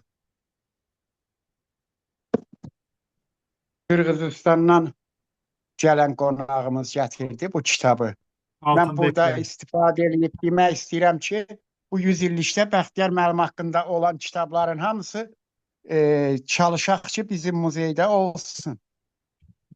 İnşallah. Çünki gələn qonaqlar görsün. Heç vaxt bu ilki qədər Şəkidə konferanslar, görüşlər keçirilməmişdi. Heç vaxt Şəkidə bütün Türk dövlətlərinin səfirlikləri bu ilki kimi olmamışdı. Hamısı bir yerdə oldu. Kipirdən də gəldilər. Kipir Respublikasında səfir oldu. Qırğız, Qazaq, Özbək, Türkmən, Rusiyanın tərkibindəki Türk dövlətlərindən də çoxlu misafirlərimiz oldu bu il. 100 il qabaq ən ağır bir dövr idi. 1925-ci il. Sanki Allah Taala bu millətə yenə bu əsrdə də bir lütfi oldu ki, Bəxtiyar Vahabzadə dünyaya göz açdı. Axı belə şəxsiyyətlər 100 ildən bir yetişir ki, millətin ümid çırağı olsun, millətin istiqlal yolunda savaşsın. Bax, burada dünyaya göz açdı Bəxtiyar müəllim. Belə bir vaxtda belə bir müqəddəs məkanda. Bu Bəli. müqəddəs məkan sanki Bağçasaraya bənzəyir. Bu il muzeyimizə 12.360 nəfər qonaq gəlib. Ay maşallah. Aynen. Şəkidə 3 konferans olub, hamısına Şəki ev sahibliyi eləyib. Burada da bir simpozium olub. Hər gündə tədbirlər olur. Bu Çox gün gözəl. axşama kimi, bax indiyə qədər Bakıdan, Sumqayıtdan, universitetlərdən, orta məktəblərdən gələnlər var idi. Hərdən düşünürəm özüm özümə.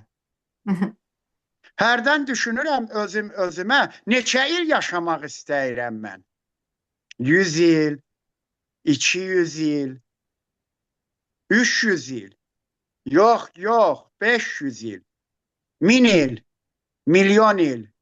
Sonu olan ömrü istəmirəm mən. Çıxaydım zamanın çərçivəsindən deyən şair, bu il 100 illik yubiley tədbirlərində zaman çərçivəsindən çıxdı. Dünyanın heç bir ölkəsində heç bir şair, heç bir alim öz əli ilə doğulduğu yurdu uşaqlara bağışlamayıb, dövlətə bağışlamayıb. O Bəxtiyar müəllim idi ki, qəlbini xalqına verən şair evini də xalqın evladlarına verdi. Dünyanın heç bir yerində Bəxtiyar Vahabzadəyə verilən dəyər verilməyib. Ona görə ki, prezidentimiz Bəxtiyar Vahabzadənin ev muzeyinin qonşuluğunda 5 nəfərin evini aldı, onlara aşağıda yeni evlərlə təmin elədi və orada Şəki evlərinin interyerinə uyğun, Şəki memarlığına uyğun gözəl bir uşaq bağçası tikdirdi.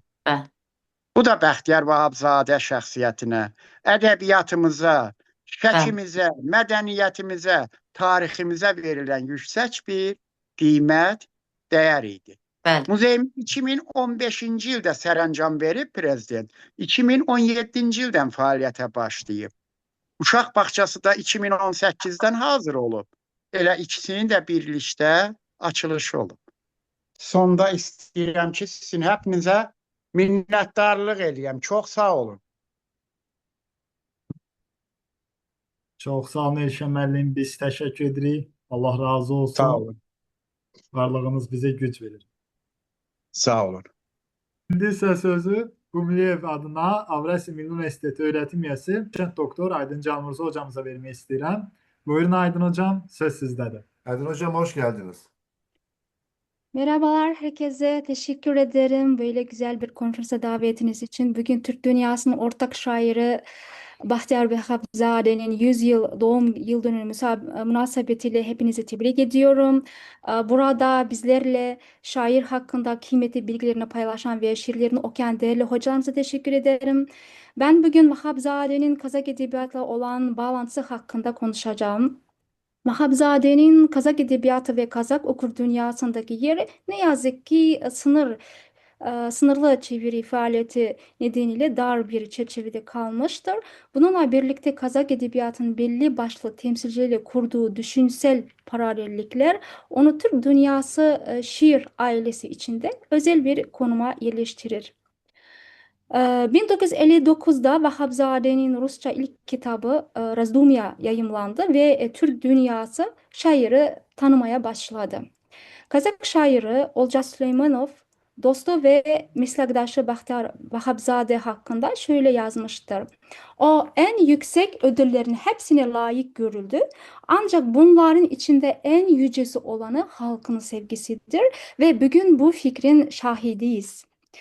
Yazarın ilk kez Kazakça'ya çevrilen Gülistan poeması 1959 yılında el yazması şeklinde yayımlanıp bu nedenle takibata uğramıştır. Az önce de hocalarımız anlattı. Eserin kurgusu 12 Ekim 1813 tarihinde Azerbaycan topraklarının Rus İmparatorluğu ve Fars Krallığı arasında iki bölünmesine ilişkin anlaşmanın yapılması şeklindeki tarihi oyala dayanmaktadır. Bu poemayı bizim üniversitemiz yani Gümülöv Avrasya Milli Üniversitesi'nin profesörü Amantay Şarif hocamız Gülistan poemasını Kazakça çevirmişti ve bu poema 2013 yılında Alem Edebiyatı dergisinde yayımlandı ve daha sonra 2018'de Türk Akademisi tarafından yayımlanan Azerbaycan Edebiyatı antolojisi kitabında da yer aldı. Amatay hocamızın bu yıl 24 Mayıs tarihinde Kazakskaya Pravda gazetesinde Bahtiyar Vahapzade'nin Kazak Edebiyatı Bahtiyar Vahapzade ve Kazak Edebiyatı adlı makalesi yayımlandı ve ardından bu Literaturni Azerbaycan dergisinde de basıldı. Ve ben poemanı okurken Kazakistan'ın Türkçü şairi Marcan Cumabay'ın Türkistan poemasıyla olan benzerliklerini fark ettim. Marcan, Türkistan iki dünyanın kapısıdır, Türkistan Türk'ün beşiğidir diyerek Türkistan'ı bütün Türk halklarının ortak vatanı olarak tafsir eder. Vahapzade ise Gülistan poemasında İran'daki Güney Azerbaycan ile Kuzey Azerbaycan'ın ayrılış acısını anlatırken bütün Türk dünyasının parçalanması ortak bir trajedi olarak gösterir. Her iki şair de Türk halklarının tarihi birliğini savunur ve milli bütünlük fikrini poemaların ana eksenine dönüştürür. Marcan'ın şiirinde sömürgecilik siyasete yüreğim hüzünlü Türkistan şehrinde ağıt tanısıyla verilir. Vahapzade'nin Gülistan'ında ise İran ile Sovyet Birliği arasındaki siyasi bölünmenin sonucunda iki ayrılmış bir halkın kaderi anlatılır. Bir yılda doğmuş iki kardeşi bir sınır ayırmış dizileri sömürgeci siyasetin açık göstergesidir. Marcan Türkistan'ı Türk'ün beşiği diyerek tarihi ruhani kökü mitolojik bir seviye yükseltir. Vahapzade ise Gülistan'ı yalnızca bir yer adı olarak değil, birliği bozulmuş bir halkın kalbi şeklinde ruhani bir sembol olarak tafsir eder. Her iki poemada da tarih, toprak ve manevi miras milletin edebi değeri olarak sunulur. Marcan'da Türkistan, Türk dünyasının altın beşiği olan büyük bir semboldür. Vahapzade ise Gülistan bölünmüş bir halkın sembolü, milli ruhun kanayan yarasıdır.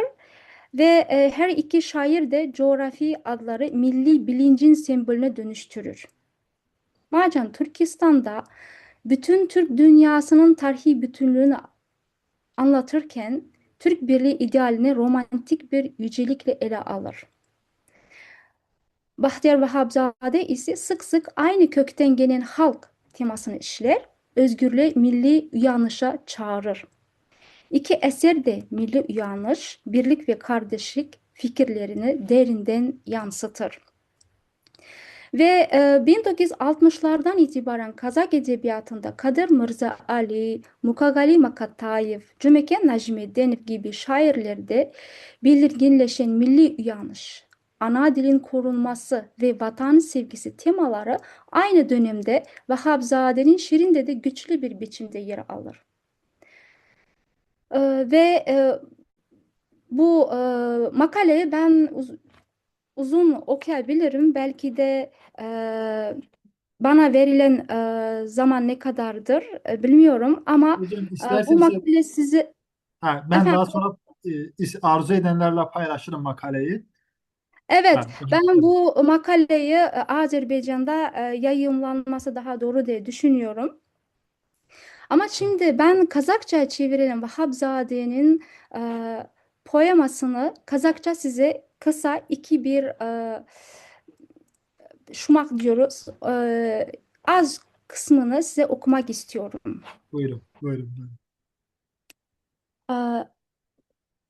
Tumar ruhu tiriler şak tuğulup, bәбек қылышы жарқ етсе жатты қуып, солар айтсын шірелдің қол аяғын бұғаулаған кім екен қатты қуып, шепті бұзып, жол салып, сынар бағын, қайдасыңдар ержүрек ұландарым, барсың ба сен заманның көр оғлысы, байрақ еткен халқының ұларманын.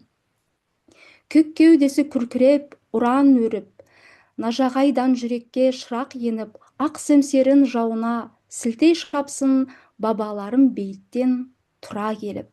Yani bunu okurken az önce de size anlattığım gibi Marcan Cumabay'ın e, aldığı temaları, onun seslendiği Türk büyüklerini yani ister istemez hatırlatır.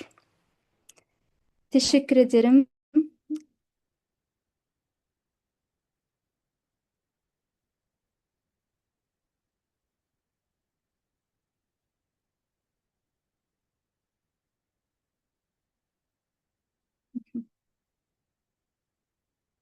Evet, hem benim mikrofonum kapalı hem de Anar görünmüyordu. Şimdi açtı. Adil Hocam çok teşekkürler. Özellikle Kazakça okumanız benim tam hani hep hayal ediyorduk ya birlik beraberliğimiz falan. Hep böyle içimde bambaşka bir yerlere götürdü beni. Çok teşekkür ederim. İyi Ben ki varsınız. poemayı çok sevdim. Poemayı çok sevdim. Uzun uzun okuyabilirdim ama yani sizin hakkınıza girmemek için yani buradan kısa. Valla ben çok keyif Sadece aldım. Çok teşekkürler. tanıştırma amacıyla. Deriz ki tadımlık oldu değil mi? Çok güzel ama. Teşekkür ederim Rica hocam. ederim. Aynen hocam, aynen. İnşallah ki daha geniş zamanlı yine qonaq etməkdən şərəf hiss ediyoruz.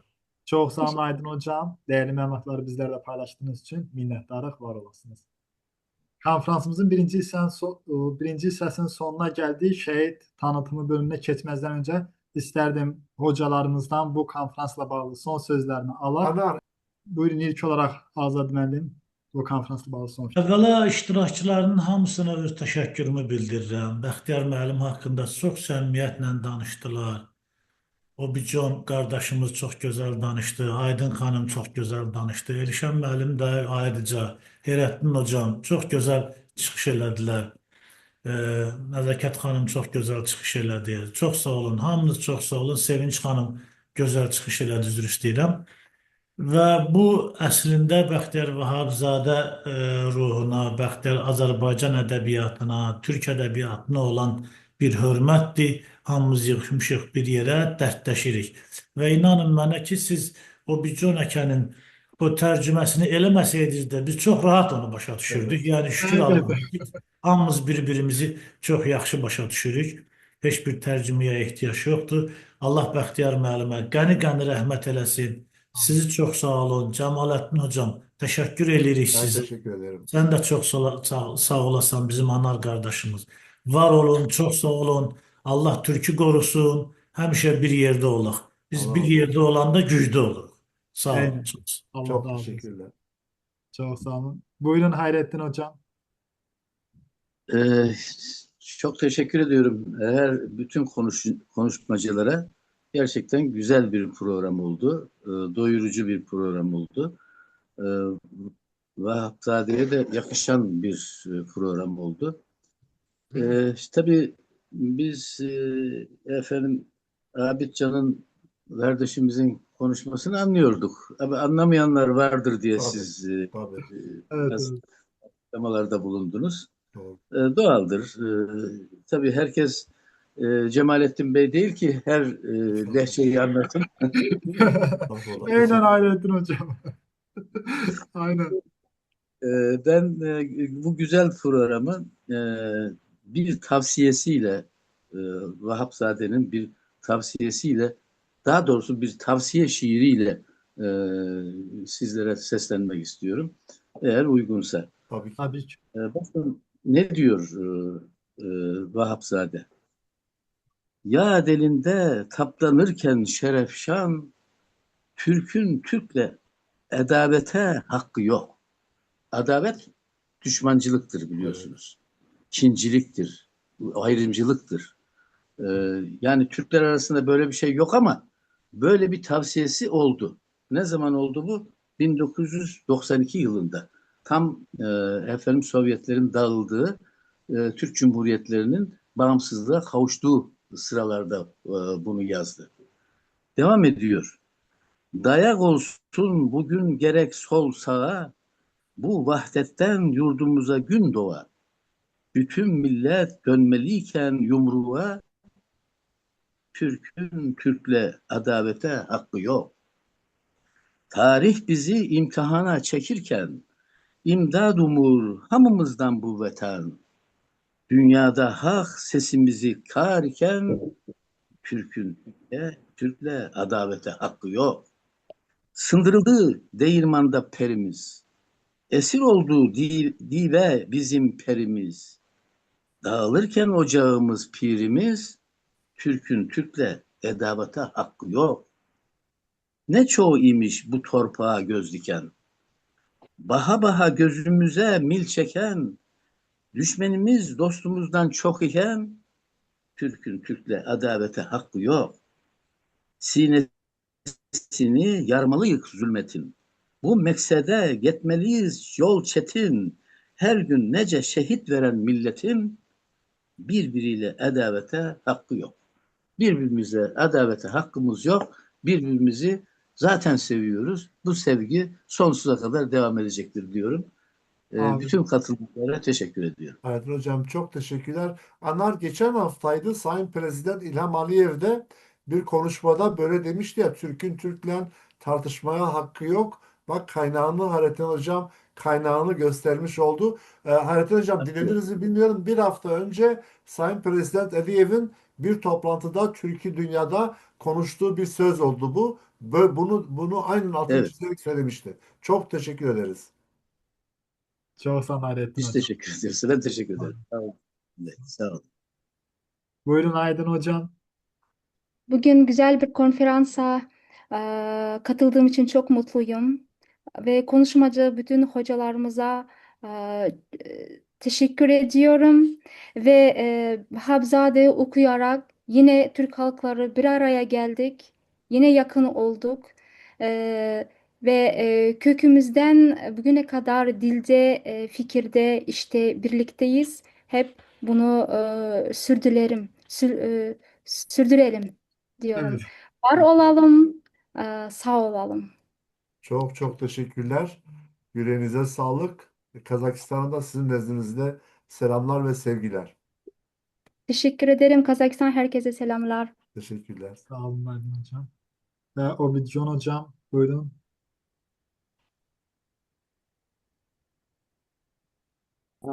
Anar müəllim, sizə bu konferensiyanı təşkil etdiyiniz üçün çox təşəkkür edirik. Türkiye eller, Türkiye halklarının dili de, medeniyeti de, dini de birdir. Tercümansiz birbiri de anlıyor. Biliyorum, ben bugün de guvah oldum. İnşallah bu büyük şair Baxtiyar Vahabzade'nin ədəbi irsi, onun şeiriyeti bütün Türkiye halkları için büyük bir mənbadır.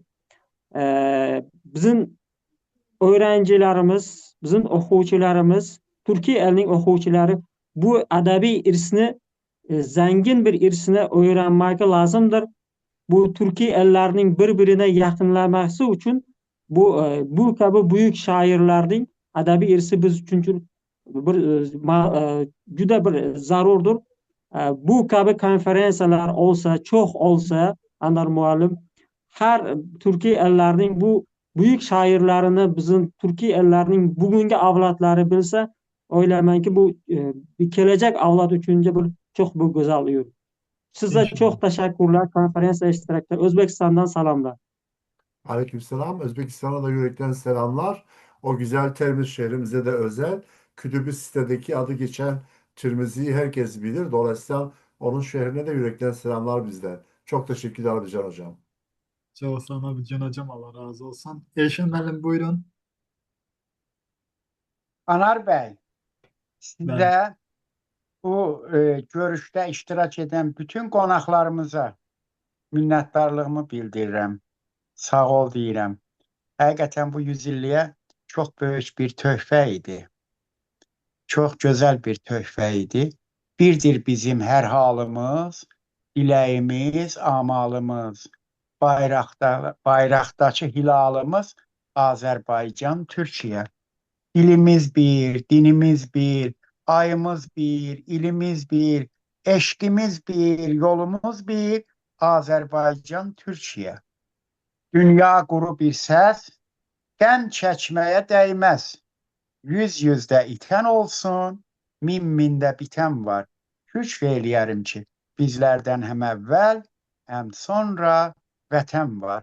Hükm eləyərim ki, böyük bir türk dünyamız var və türk dünyasının gözəl, unudulmaz, həmişə yaşar ədəbiyyatı var, mədəniyyətimiz var, tariximiz var, ortaq şəxsiyyətlərimiz var və bu günlərim bu görüşdə biz unudulmaz şairimiz, həmişə yaşar şairimiz Bəxtiyar Vahabzadədən danışdıq. Çox gözəl də hazırlamışdılar Ev Muzeyi haqqında olan o film idi elə bil ki. Bütün bunlar üçün hər birinizə minnətdaram. Çox sağ olun. Hocamız sağ olsun bizim elimize malzemeler verir neciteyler. Biz de onlardan doya doya istifade ederiz. Çox sağ olun. Teşekkürler. Ayşe Bey, Hər teşekkür ederiz. birinizə minnətdaram. İştirakçıların hər birinə. Çok teşekkürler. Çok sağ Sağ olun, var olun. Allah sizlere hepinize ayrı sağlıklı uzun ömürler versin. Amin. Çok sağ olun. İnşallah. Buyurun Sevinç Hanım, sizden de son sözler. Mən də təşəkkür edirəm. Bugün Türk dünyasının böyük görkəmli şairi Bəxtiyar Vahabzadə bizi yenə bir araya gətirdi. Mən Türk Dövlətləri Təşkilatlarının rəhbərlərinin, Sayın Cumhurbaşqanlarımızın ideyalarının davamı hesab edirəm bu cür tədbirlərin keçirilməsinin. Türkün Türkdən başqa dostu yoxdur tezisini bir daha özüm üçün təsdiqlədim. Yaşasın Türkiyə, Azərbaycan, Türk dövlətlərinin dostluğu və nə qədər ki bizim belə görkəmli şairlərimizin yaradıcılığı var, saz var, söz var, sözün dəyəri var. Mənə elə gəlir ki, bu cür tədbirlər olacaq, tədqiqatlar olacaq. Hər birinizi bir daha Azərbaycanımızdan, mən deyərdim, Bəxtiyar Vahabzadə elindən, obasından, Şəkimizdən, Azərbaycanımızdan salamlayırıq. Əziz Türk qardaşlarımız, sizi burada gözləyirik və hesab edirik ki, bu görüşün davamı elə canlı olaraq Azərbaycanımızda da olacaq inşallah. Təşəkkür edirəm İnşallah. sizə Anar bəy. Çok sağ olun Sevinç Hanım. Teşekkür Sağ ederim. olun. Allah razı olsun. Ve bizim burada Azərbaycan Dövlət Pedaqoji Universitetinin Cəlilabad filialından Ələsgər müəllim aramızdadır. Değerli alimimiz. Ona Evet. söz vererek daha sonra şehit tanıtım bölümüne geçeceğiz. Buyurun Ələsgər Özgür müəllim. Hocam hoş mikrofonu- geldiniz. Sizden de kısaca fikirlerinizi alaq. Daha sonra şehit tanıtımına geçeceğiz. Səsim gəlir, gəlmir. Evet, Gelir geliyor. gelir. Hə. Mən də çox təşəkkür edirəm Anar bəy sizə, Cəmaləddin bəyə, Xocaya və iştirak edən bütün belə deyək ki, konfrans iştirakçılarına bir şey qeyd edeyim ki, mən də çox danışmaq, belə deyək ki, yəni indi istəmirəm, yəni indi öz son sözümü demək istəyirəm. Bəxtiyar Vahabzadə bizim görkəmli el şairimiz, vətən şair, xalq şairimiz. Biz onun simasında biz bir cəsarəti görürük, vətənpərvərlik, milli kimliyimizi ortalığa qoyan bir şəxsiyyəti kimi tanıyırıq və dilimizi həmişə belə deyəm qoruyan bir insan kimi, bir şəxsiyyət kimi, bir şair kimi görürük. Mən bunu belə deyək ki, belə şairləri həmişə vətənimizi lap qədim zamanlardan bugünkü günə qədər qoruyan belə deyək ki, qəhrəmanlarımızla müqayisə edirəm ki, yəni müqayisə o mənada ki, yəni onları eyniləşdirirəm. Əgər onlar doğrudan da belə deyək ki, silahla, qılıncla və digər şeylərlə mübarizə aparıb torpaqlarımızı qoruyubsa, bunlar da demək olar ki, öz sözləri ilə, öz qələmləri ilə qoruyublar. Mən hazırlamışdım, belə deyək ki, Gülüstan müqaviləsi, belə deyək ki, poeması ilə bağlı və orada bağlanmış müqavilələrlə bağlı sözlərimiz də var idi. Nəysə, vaxtınızı çox almaq istəmirəm, amma onu da deyim ki, bizim də bu günləri Cəlilabad mühitində, Cəlilabadda gözəl şairlərimiz, belə deyək ki, ədəbi mühitin görkəmli şəxsiyyətləri var və bu günləri sizin göstərirəm. Bu kitab, belə deyək ki, bizim Cəlilabadın şairələrindən Şəhrəvanındır. Bu günlərdə bizim universitetdə bax belə bir gözəl bir tədbir keçirtdik. Onun Ne güzel vasitəsilə tevafuk. özdə belədir də ədəbi təhlillər, onun belə deyək ki, Bəxtiyar haqqında ədəbi təhlilləri idi. Yəni bununla yanaşı eyni zamanda onun da prezidentin fərmanına görə onun belə deyək ki, yəni o 100 illik yubileyində vaxtaşırı keçirtmişik və bu günlərdə çox gözəl bir konfransa qoşulduq. Çox sevinirəm mən ki, belə bir məsələn konfransda həmişə qoşuluruq. Yəni müəyyən belə deyək ki, bizim bilmədiklərimizi, ondan sonra eşitmədiklərimizi biz burada eşidirik. həmişə təşəkkür edirəm ki, yəni bu konferans davam eləsin. Cemalettin Bey, Anar Bey sizə çox təşəkkür edirəm. Çox sağ olun. Çok teşekkürler Eskal Hocam. Katılımınız için teşekkürler. Şeref verdiniz. Her zaman inşallah hep beraber. Çox sağ olun Ələsgər müəllim. Təşəkkür edirik. Sizlər var olduqca bu konferanslar da var olacaq. Ta burada aramızda Finlandiyadan, Macaristandan, İndoneziyadan, Türk ölkələrindən bir çox hocalarımız, gənclərimiz var. Hər biri var olsunlar. Çox sağ olun. Və bildiyiniz kimi bizim bütün konferanslarımız şəhidlərimizin xatirəsinə olur. Bu konferansımız fərqli olaraq deyərdim ikinci belə bir formatda konferansımızdır ki, konferansda həm şəhidimizi, həm anasını anırıq. Bundan öncə Rəna anamız Gəncədə 92 yaşında vəfat etmiş şəhidimiz Rəna anamızla anısını etmişdik. Bu gün isə yaxın günlərdə vəfat edən itkin şəhidimiz İlham Dadaşovun anası Elmira anamızı vəfat etdi, itirdi. Onunla bağlı bir videonu göstermek istedim, onu almak istedim. Hem daha Yani dikkat ettiğiniz insanlar videoya geçmeden önce Rana annemiz de Elmira annemiz de ikisi de yitik şehitler sahibiydiler. Dolayısıyla bayağı bir programlarımızda kaç defa program yaptımsa her zaman ağlarlardı ki en azından bir kabri olsun da oğlumuzun gidelim bir görelim. O hanım böyle gözü açıkta gitti ve gruptaki neredeyse herkes tanıyordu. Benim için kahramanlığı zaten biliyorsunuz. Evladının naaşını şehit olduktan sonra cesedini almak için sınıra kadar gittiğinde ona 5 ton petrol teklif etmişlerdi. 5 ton benzin verirsen, mazot verirsen evladını sana veririz, teslim ederiz. Yani naaşını şehidimizin. Kendisi ne demişti biliyor musunuz? Ben buna evet dersem bu düşmanlar bunu bizim diğer evlatlarımıza karşı kullanacaklar deyip reddetmişti. Düşünebiliyor musunuz? Bir annelik duygusuyla evladını alabilecekken bunu reddetmişti. Onun için gerek Rana annemiz olsun, gerekse diğer yitik şehit sahipleri özellikle yüreğimi dağılıyorlardı. Ve Elmira annemiz en son geldiğimde ta Tovuz'a kadar ziyaretime de gelmişti ve her zaman ağlayarak diyordu ki ben ölürsem oğlum sana emanet. Yani dolayısıyla tanıtımları kastediyordu. Ruhu şad olsun. Bugün onu oğluyla beraber anıyoruz. Daha düne kadar bakın bunu hiç hesaba katmadığımız neler olabiliyor. Ben çok şeref duydum ki onunla tanıdım. Burada aramızda şehit aileleri var birbirinden kahraman. Hepsini çok seviyorum. Hepsi beni tanırlar, bizi tanırlar. Ben de onları tanırım. Dolayısıyla hepsini çok seviyorum. Bakın kimin yarına nasıl çıkacağı belli olmuyor. Allah hepimizin sonunu imanla, hayırlısıyla yataklara düşürmeden imanla inşallah bizi hem öyle yaşatsın, öyle öldürsün, öyle dirilsin. Onun için Elmira Ana'yı burada rahmetle anıyorum başlamadan önce. Kendisine de yürekten teşekkürler. Mesaj yollamışım. Elmira ablam Allah sana rahmet eylesin demişim. Duygusal anlarıma bak. Bunu kardeşim depremde enkaz altında kaldığı zaman da yollamıştım. Yengemle kalmışlardı. Baktım yengeme ulaşmış ama bakamamış. Kardeşimde ise tek şey hiç ulaşamamıştı. Elmira Hanım'a yazmışım. Şimdi bakıyorum ailesinden birileri herhalde telefonu almış. Ulaşmış mavi ve gözyaşı koymuşlar sesimin altına. Yani son olarak onunla bizzat onun telefonunda üzerinden konuşmuşum ki o kadar onu sevdiğimi söylemişim.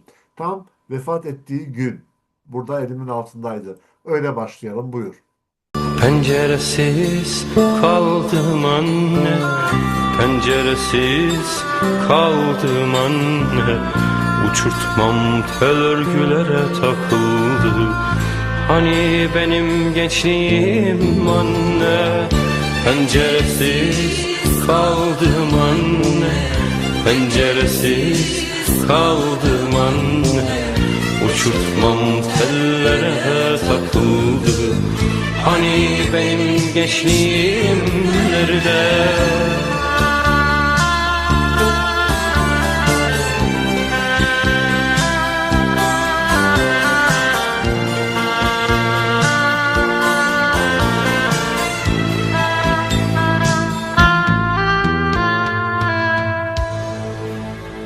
Ne varsa bu su genci yakan, ekmek gibi, aşk gibi. Ah ne varsa güzellikten yana bölüştüm, büyümüştüm. Bu ne yaman çelişki anne, bu ne yaman çelişki anne. Kurtlar sofrasına düştüm. Hani benim gençliğim anne. Bu ne yaman çelişki anne, bu ne yaman çelişki anne. Kurtlar sofrasına düştüm. Hani benim gençliğim nerede?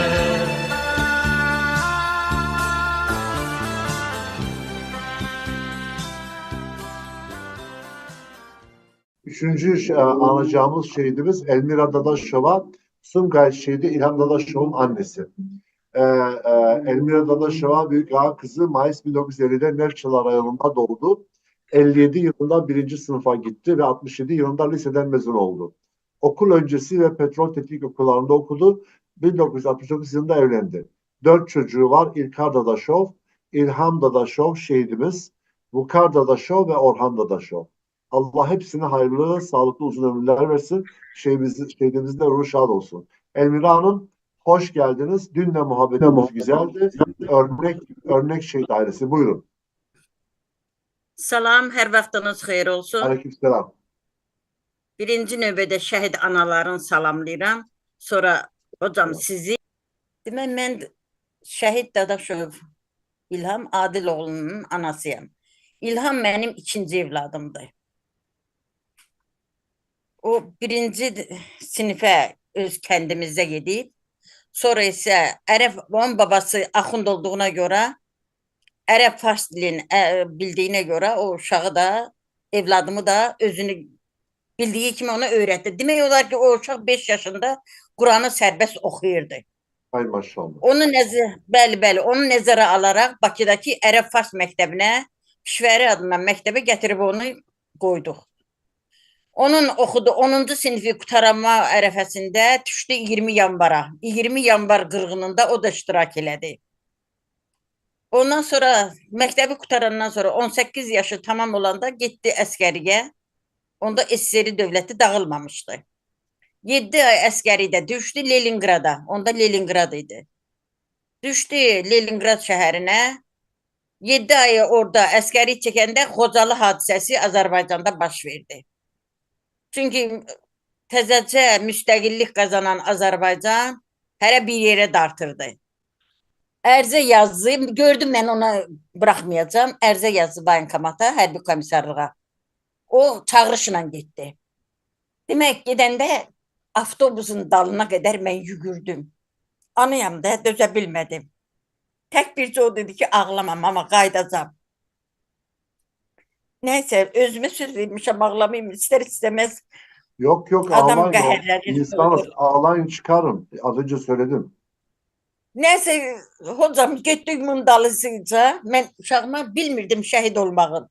Dedilər ki, gəldi dedi ki, biz sən əlaqə ilə 1 ton benzin istəyir. Mən aparıb benzini verirəm. Bu erməninin əlinə verirəm ki, gələ. Tök apar tök tanqoa, betörüvək, gəl Allahdan mənim üstümə. Yerdə qalan, mənim ağladığım bəs deyir. Yerdə qalan analarda balavay desin. Götürə bilmədim. Elə bildim ki, qulağıma gəldi həmin anaların ahnalası. Çox pis oldum, həddindən artıq. Dedim, gedmirəm. Ata şoxda düşdü. Necə gedmirəm? Yaxşı deyil, danışmışıq. Gözləyirlər. Dedim, gedmirəm, qoy gözləsinlər. Mən dedim, nə başqa dedim, anaların fəryadına dözə bilmərəm. Nə də oradakiların dedim, oğul mənimdir, istəmirəm. Qoy onun ruhu məni bağışlasın. Mən anaları dedim, fəryadım eşidə bilmərəm. Özüm əlimlə dedim, qırıram dedim, xalqın balaları. Gəldim. O çağdan da elə bala axtarıram. Mən özümə təsəlli eləmək üçün həmin pula mən övladımın bir köynəyi, bir də şəklini böyütdüm. Yarım metr kəfən qayırdım, onu bastırdım. Simvolik olaraq baş daşı qoydum. Qəbir düzəltdim. Allah bütün analara səbir versin. Onun için Çok teşekkür ederim size. Allah razı olsun. Eyvallah. Sağ olun, çok sağ olun. Ben teşekkür ederim. Hep var olun. Daha çok program yapacağız sizlerle ki gurur duyuyorum. Hepiniz birer canlı tarihsiz maşallah. Bir gün bu dünyadan göçüp gidersen, bir gün bu dünyadan göçüp gidersem, sunam sunam dağlar duman ama.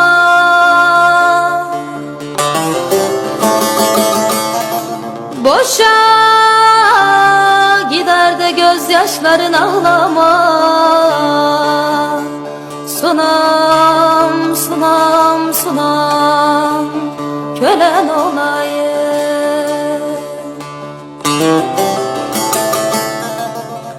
Boşa gider de gözyaşların ağlama.